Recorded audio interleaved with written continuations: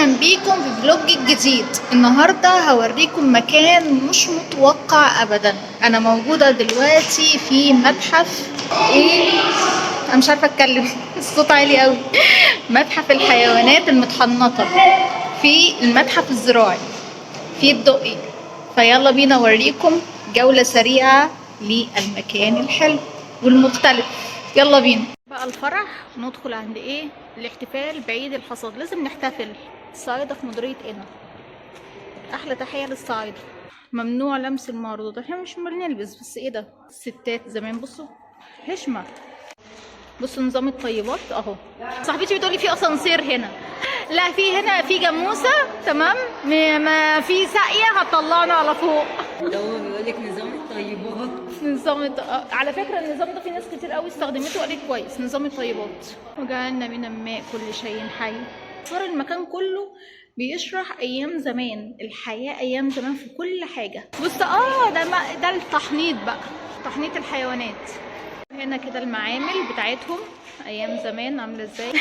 فهمت حاجه؟ انت اللي تفهمني، مش انت اللي دارس الحاجات ديت في تانية اول. انت فهمني بقى. دي زرافه. ايه ده بقى؟ ايه ده؟ لو حد يعرف يقول لي في الكومنتات بجد. تعرفوا يا اصدقائي، القسم دوت مش قسم ترفيهي، ده قسم تعليمي اكتر. عشان كده هنا في كميه مدارس رهيبه جدا، كمية أطفال رهيبة جدا، إن بييجوا يتعلموا أو يدرسوا الحاجات دي في المدرسة وييجوا يطبقوها هنا عملي. فعشان كده الصوت هنا عالي. مش عارفة أتكلم كويس، مش عارفة أقول المقدمة كويس. بقى الفرح. ندخل عند الاحتفال بعيد الحصاد. لازم نحتفل. ده أيام زمان بقى الاحتفال بالحصاد وكده يعني. الصعايدة في مديرية قنا. الصعايدة في مديرية قنا. احلى تحية للصعايدة. بشريين. وهنا بص ده السوبر ماركت بتاعهم.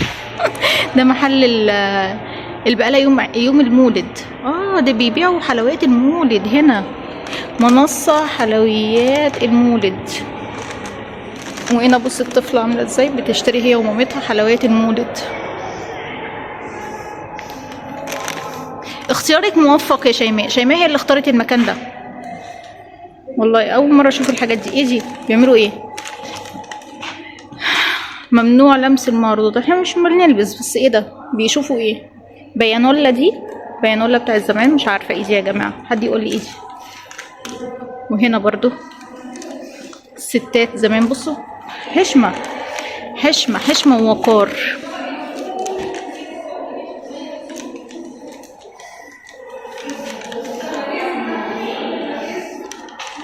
هنا مصانع الخيام. طبعا انا بفتح لكم الكاميرا كل ما يكون في حاجة بس مهمة او حاجة ملفتة للنظر اوريها لكم.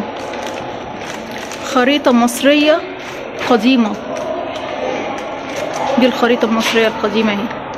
حد عارف حاجة؟ اكيد لا. ولا انا.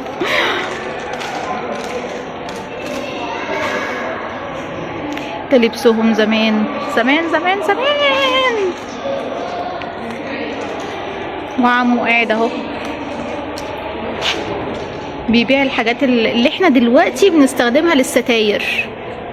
بنربط بيها الستاير كده عشان تدي منظر حلو، لو انتوا تعرفوها يعني.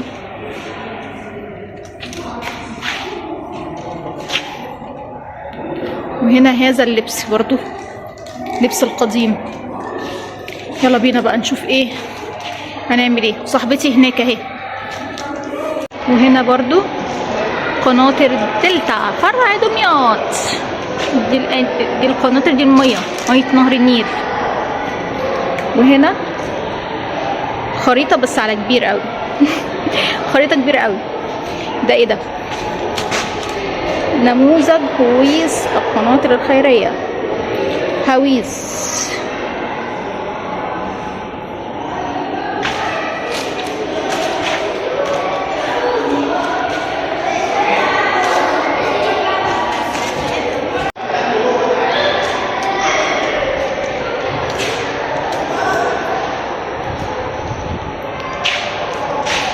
وجعلنا من الماء كل شيء حي. دي بقى المية بتاعت الدلتا بتاعت نهر النيل.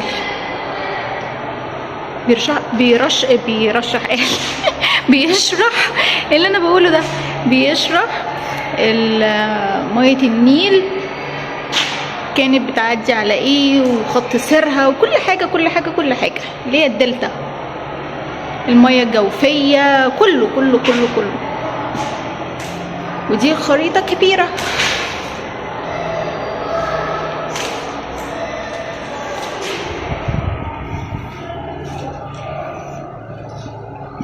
وهنا بقى في ايه؟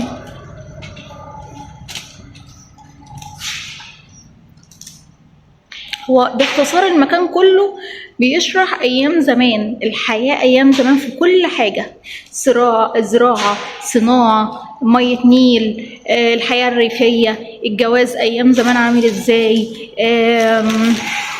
كله يعني المتحف كله على بعضه عشان كده هو اتأسس ايام الملك فؤاد اللي هو بابا الملك فاروق، ابو الملك فاروق، هو تأسس في هذا التوقيت، هو اللي أسسه يعني. كل تفصيلة هنا عاوزة ان الواحد يفهم المكان ده عامل ازاي بجد، يعني اكتر ما يشوفه او اكتر ما هو يشرحه، يعني عاوز يفهمه اكتر. فعاوزة دراسة فعلا ان المكان فعلا مكان تعليمي اكتر ما هو مكان يستحق المشاهدة. بس بجد مكان حلو قوي. المكان نادرا لما حد بيشوفه او يعرفه، لكن بجد يستحق ان الناس تيجي هنا وتشوف المكان ده هنا في مصر. طبعا ايام الزراعة والحاجات دي كلها ايام محمد علي، يعني اسسها محمد علي، لكن اللي اسس بقى المتحف ده كله عشان يورينا الزراعة زمان والحياة ايام الزراعة والصناعة والحاجات دي كلها هو الملك فؤاد. بس فتعالي يلا بينا بقى ناخد ايه جولة كده لطيفة، بس اعذروني لو انا مش فاهمة حاجة في حاجات طبعا انا معرفش طبعا عنها حاجة، بس خلينا ان احنا نستكشفها مع بعض. في الحياة الريفية ديت مش اسانسير، صاحبتي بتقولي في اسانسير هنا نطلع باسانسير. لا، في هنا في جاموسة تمام، ما في ساقية هتطلعنا على فوق احنا لازم ان احنا نطلع من هنا، وصاحبتي بتقولي اسانسير. اسانسير ايه؟ احنا رجعنا ايام الجاهلية يا بنتي وانت تقولي لي اسانسير.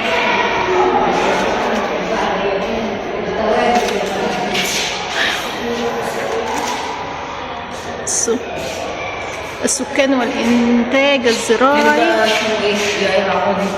أهي، السكان والإنتاج الزراعي للأراضي الجمهورية. عشان نقول له بقى الحاجات دي مخلوقة منذ ما هو مخلوقة الحاجات موجودة اهو منذ كده. اللي هو بيقول لك نظام الطيبات. على فكرة النظام ده في ناس كتير قوي استخدمته وقالت كويس، نظام الطيبات. والله اهو حاجات. بصوا نظام الطيبات اهو، والتوابل اهي عادي. ما الناس دي من النظام الطيبات ده من ايام ايام القدم، من ايام زمان اهي والدنيا زي الفل. النباتات اهي،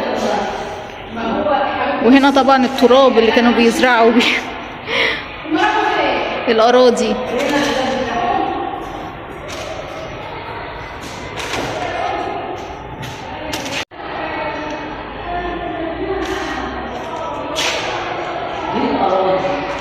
الأراضي اللي تحت ديت اللي هي التراب ده، اللي هو التراب ده الأراضي بتاعتها. ودي التوابل، مش عارفة ايه دي، مش عارفة يعني ايه ده،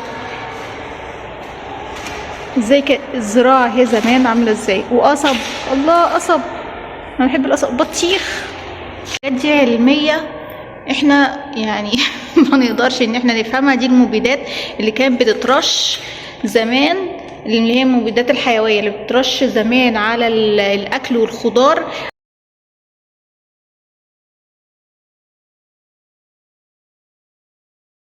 أول سطر خالص: تعتبر الأسمدة الحيوية والمخصبات الحيوية.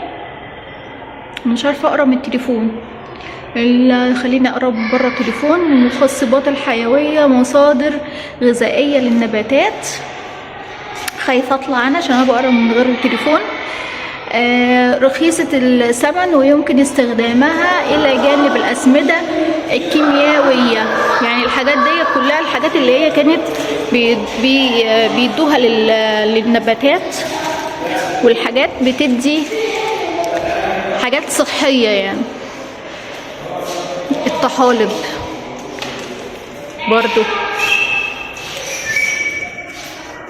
يعني هم كانوا بيزرعوا الحاجات ديت وما كانتش مضرة. يعني بيدوا الحاجات ديت للزراعة، والحاجات اللي احنا بنشربها والحاجات دي كلها ما بتبقاش مضرة.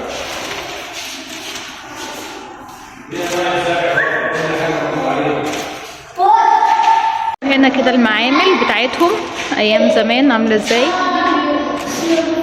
وهنا الحاجات الزراعية، وهنا مدرسة ملناش اي علاقة بيها. هنا جهاز، ده جهاز تصريفات مية النيل. فهمت حاجة؟ انت اللي تفهمني، مش انت اللي دارس الحاجات ديت في تانية اول. انت فهمني بقى. منسوب المية بتاعت النيل. مش حاجة. لا دي كانوا بيعرفوا بقى بس ارتفاع المية. يلا. يعني بينزلوها في المية لحد ما اتعلم وبعد كده يقيسوها. ويعرفوا في فيضان يعني ولا لأ؟ ايه ده؟ دي منها ان هم يعرفوا بالفيضان. انا مكتوب عليا ان انا اطلع السلالم دي كلها. ليه؟ على رأي شيماء صاحبتي عاوزة اسانسير. يلا نقول بسم الله الرحمن الرحيم. بصوا الدروع، دي دروع دي. الحاجات دي اغلبيتها مش عارفة ايه هي والله. خلي بالك الاسبوع هنا. ماشي.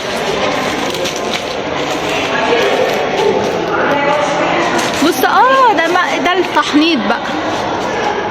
ده هنا التحنيط، تحنيط الحيوانات. ده ايه ده؟ متحف، ده اصلا متحف التحنيط الحيوانات.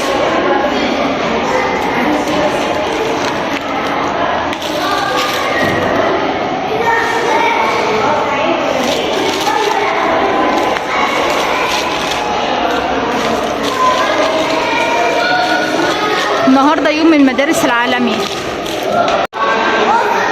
بصوا دي التماثيل، يا رب تكونوا سامعيني. دول التماثيل متحنطه. دي الزرافه تقريبا ولا ايه دي؟ انا مش عارفه دي زرافه. لا مش زرافه. الزرافه بتبقى طويله. مش عارفه ايه دي، طور تقريبا. ده طور. وهنا ده جمل.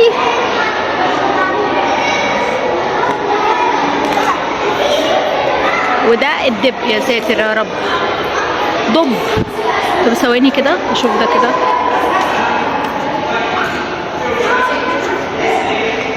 مش عارف ده خشب ولا متحنط.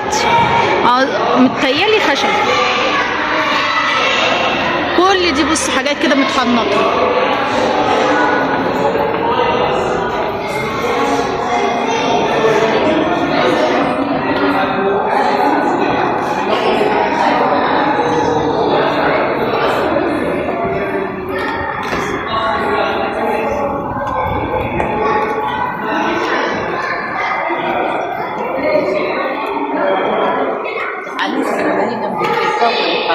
الدبة. ايه ده يا شيماء؟ ايه الوشوش دي؟ بيقول لك عدوى. العدوى فحمية، مرض.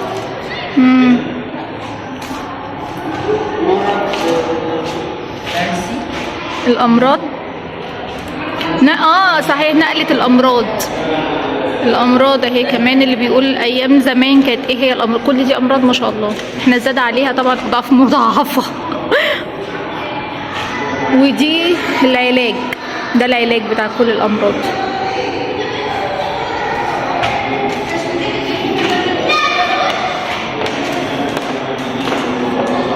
ايدي معامل. معمل علشان حلب الجواميس.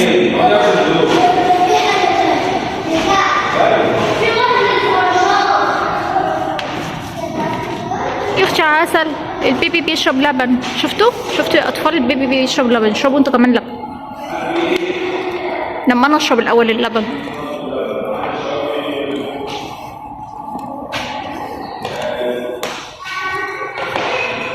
جهاز تبريد اللبن. هنا المنتجات الالبان بيعملوا ازاي هنا ايه المنتجات الالبان بتاعت ايه الجواميس وكده لما بيحلبوها يعني الانتاج. بصوا هنا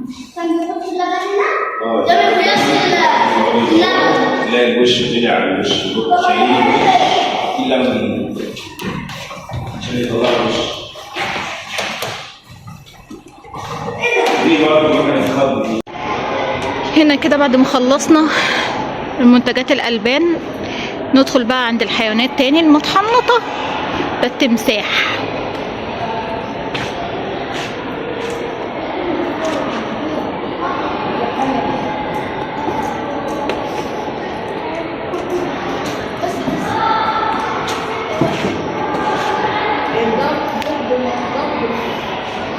ده ايه ده؟ ديناصور متحنط.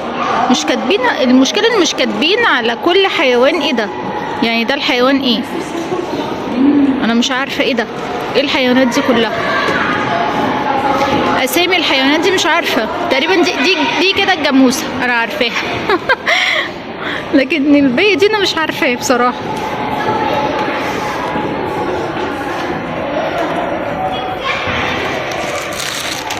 اهي دي زرافه، انا عارفه الزرافه.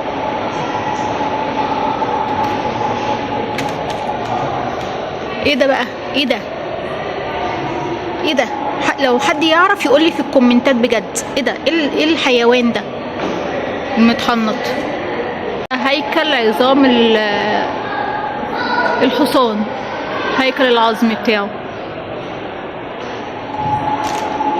وهنا كل الفئران المتحنطه. وهنا التماسيح الصغنانه المتحنطه. وهنا ايه ده؟ تماسيح المصل مستخدم مش عارف ايه.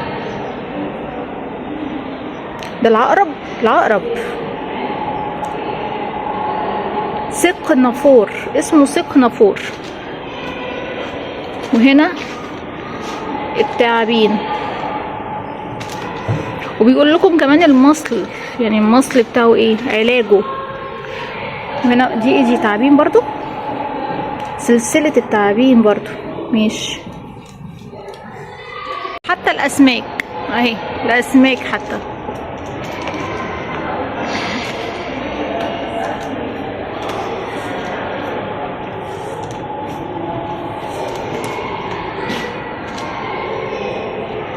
لا المتحف كبير كبير كبير يعني ما شاء الله.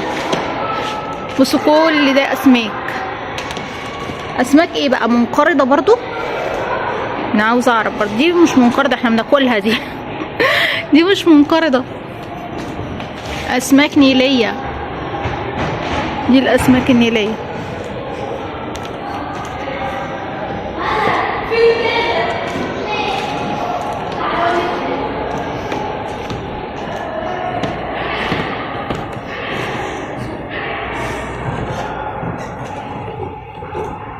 دي حوض سمك لا دي الاسماك النيليه مش حوض سمك. ده كده يعني كأن النيل يعني اهي. هنا البط يقوم زعلان من النوم، فرحان من النوم وهاتي يلعب هنا البطايه. طبعا في دوشه كتيره جدا حواليا، والسبب ده الارانب، والسبب ان في اطفال في مدارس كتيره قوي. تعرفي المكان دوت اكتشفت ان هو مكان تعليمي اكتر، يعني دارسينه في المدارس وكده. وهنا الفراخ. وهنا ايه ده؟ الفراخ ميته. ايه ده؟ التسمين في الطيور. ازاي ان هم اهو بيسمنوا الطيور. وهنا الارانب ما شاء الله، كل ده ارنب. زمان كان ارنب كان بياكل ايه؟ بياكل البني ادمين، مش احنا اللي كنا بناكله، هو اللي كان بياكلنا. وهنا برضو الارنب. ايه بقى، احنا كل حاجه بنستكشفها مع بعض، والله انا مش عارفه اي حاجه هنا، اي تفصيله في المكان كله، فخلينا ان احنا ايه نستكشف كل حاجه واحده واحده.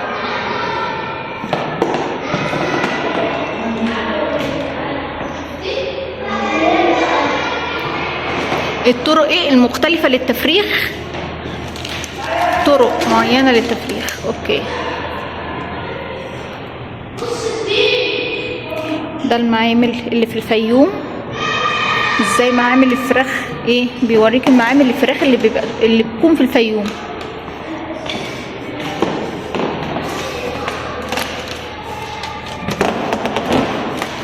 ايه ده ايه ده، ايه الصوت ده؟ ايه الديك الرومي ده؟ الديك الرومي ده ايه ده؟ ديك رومي برضو ولا ده طاووس؟ مش عارفه ده ديك رومي ولا طاووس. ده لا ديك رومي لا طاووس. وده البيض اهو، البيض اهو. حمام، حمام سوق وحمام صغير. كتاكيت،